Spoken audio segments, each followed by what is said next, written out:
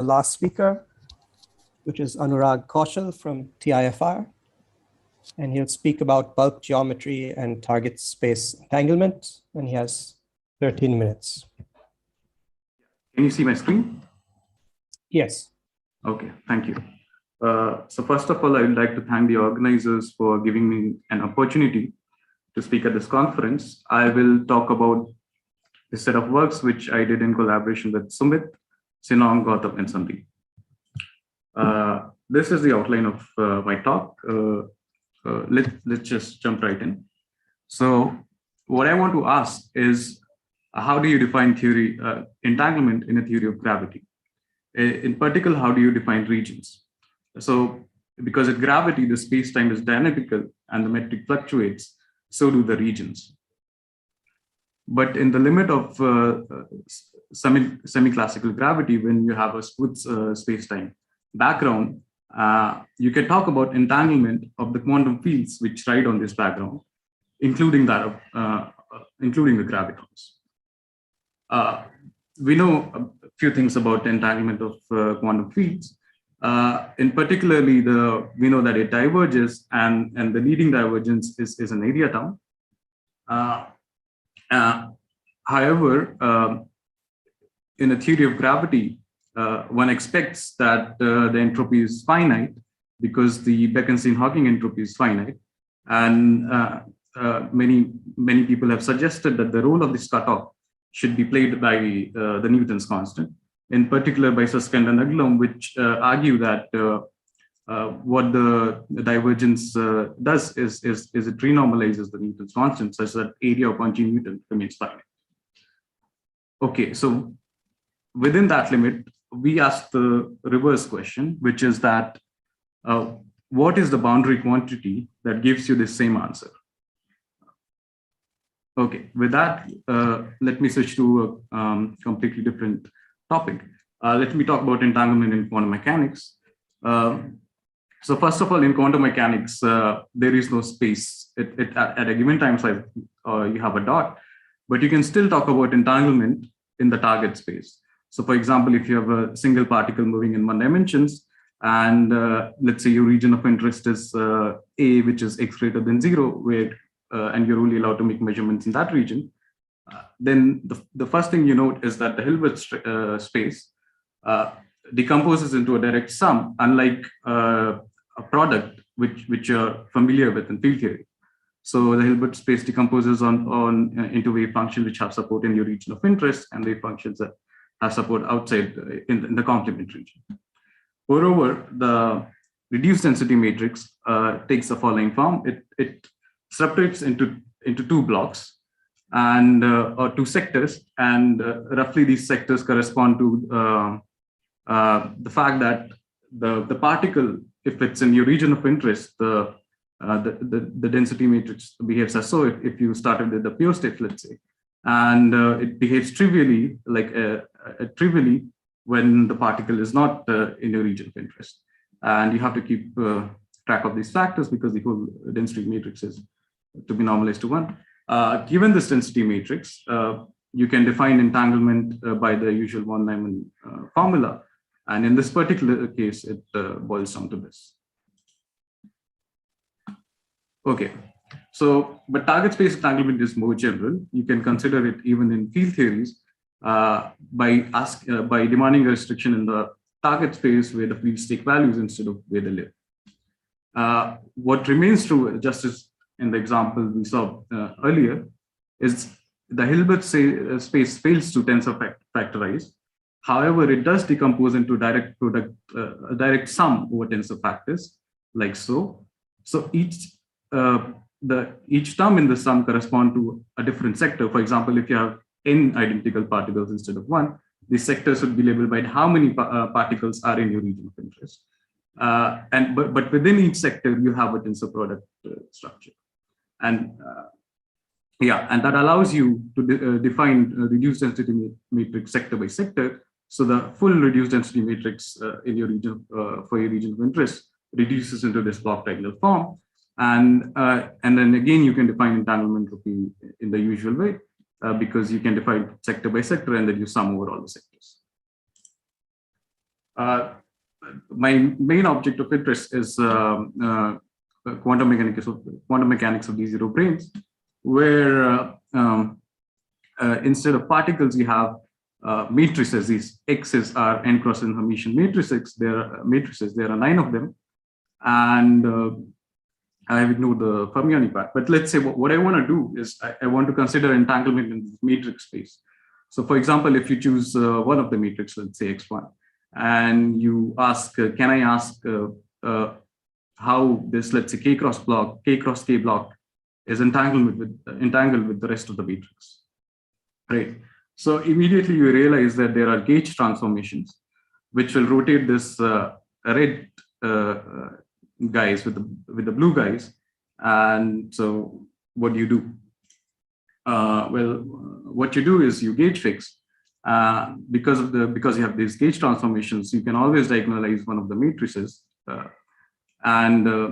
Once you do, there is residual gauge symmetry. There's Weyl symmetry, which is permutation of the eigenvalues. You can also fix that by demanding that the eigenvalues are ordered. Once you do that, let's say you order lambda1 greater than lambda2, and so on.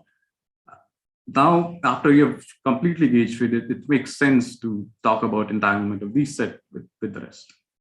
I should say that there is a more gauge invariant definition of target space entanglement, which we talk about in our second paper.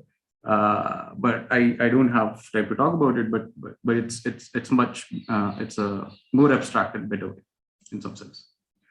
Okay, so now let's look at the dual geometry. So if you have n coincident D0 brains, it leads to the following background if n is very large. It's symmetric. Now, what I want to ask is, the question is, which I asked in the first slide, is that let's say I choose a region in this background, and I ask what is the entanglement and what is the quantum, the boundary quantity, which gives me the same answer as this. Specifically sticking to this particular example. And what we proposed in our papers was that that the bulk entanglement that you want is nothing but the target space entanglement in the D0 brane quantum mechanics theory. And the way it works is that once you choose a subregion, let's say A, which is given by f of xi greater than 0, it's some constraint where xi the coordinates of your geometry, it imposes the same constraint. F here is the same as this in the matrix theory. X here are now, this capital X are now n cross n matrices. To see this, one can look at the low energy picture. So if you remember, the potential term in the quantum mechanics had this commutator square. If you have low energies, you fix that potential to be equal to 0, and what that leads to is that all the matrices are diagonalized simultaneously, and the eigenvalues are nothing but the locations of these n D0 branes, the coordinates of the D0 brane particles. If you have the potential slightly turned on, there will be off diagonal values, and they correspond to the open strings connecting these different D0 brane particles. So, for example, if these are the D0 particles in your region of interest, you look at, they correspond to the diagonal entries here. These open strings, the red open string correspond to our diagonal elements here. These blue ones correspond to diagonal entries here, and so on. So this is a proposal that given a region in the bulk, that leads to a constraint in the target space, and that leads to an operator algebra, and therefore target space entanglement, which can be computed. And in particular, if you know the initial state, you can find these reduced density matrices explicitly and find the entanglement. Okay, so till now what I said sounds a bit unbelievable at first, but let me give you an example where what I said is exactly true. And it's the example of C = 1 matrix model dual to 2D non-critical string theory, which was shown by Sumit in the mid-90s. So the C equal to 1 matrix model has a single matrix, which you can always diagonalize. So either you can work in the matrix space, or you can second quantize it and get a field theory description, and you can calculate the entanglement. It has this familiar log behavior. And you can also calculate it directly in using various methods, as was revisited by Hartnell and Ising. You get the same answer, but the most interesting part is that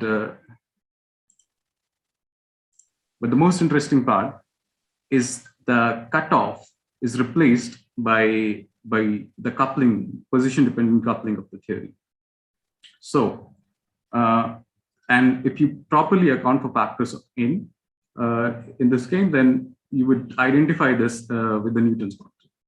So this is a theory where what we proposed is exactly true. The emergent space is the same as the target space. One more reason we expect that target space entanglement to really be a definition of entanglement in the theory of gravity, in the dual theory, is because while the dual geometry, the smooth geometry, exists only at the large coupling and large n, strong coupling and large n, the definition of target space entanglement, it makes sense at arbitrary coupling and finite n. So in principle, it can continue to provide a boundary definition of bulk entanglement. So I'll quickly compare what we have with the standard Routa-Nagy formula. So the Routa-Nagy formula is the holographic dual of regions in the base space of your boundary CFTs. For example, if you have a 2D CFT, you have an interval, and the RT surface corresponds to, it gives the entanglement of that interval. But in the theory that we consider, which is the D0 being quantum mechanics, you don't have space to begin with. So you don't have RT surfaces. And more generally, you can think of a more general notion of entanglement where you impose restriction in both the base space as well as target space. If you have, and that general notion will interpolate between what the standard entanglement and the target space entanglement. So I would like to conclude by saying that we have a proposal for bulk entanglement in terms of the target space of the boundary theory for DP brane holography, where p is less than 2. I only talked about p equal to 0, but we believe our proposal is true for p less than equal to 2. I have ignored the fermionic part of the action totally, but it would be nice to keep track of them.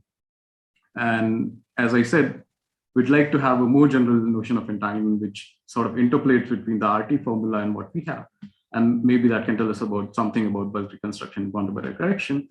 Most importantly, we would like to have a direct text of our proposal because it's analytically, it's very hard to find wave functions in the matrix model.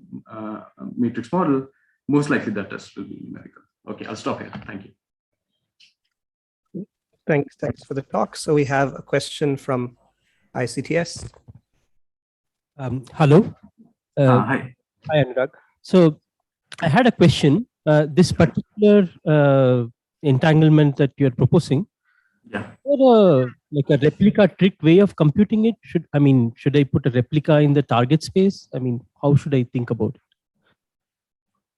In principle, yes. But that, in fact, that is something that we have been thinking. Is like a sort of a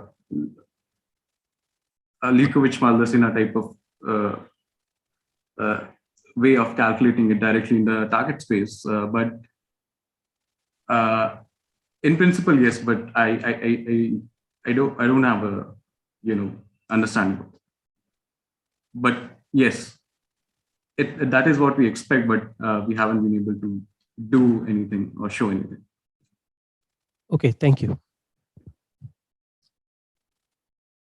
Okay, so if there are no more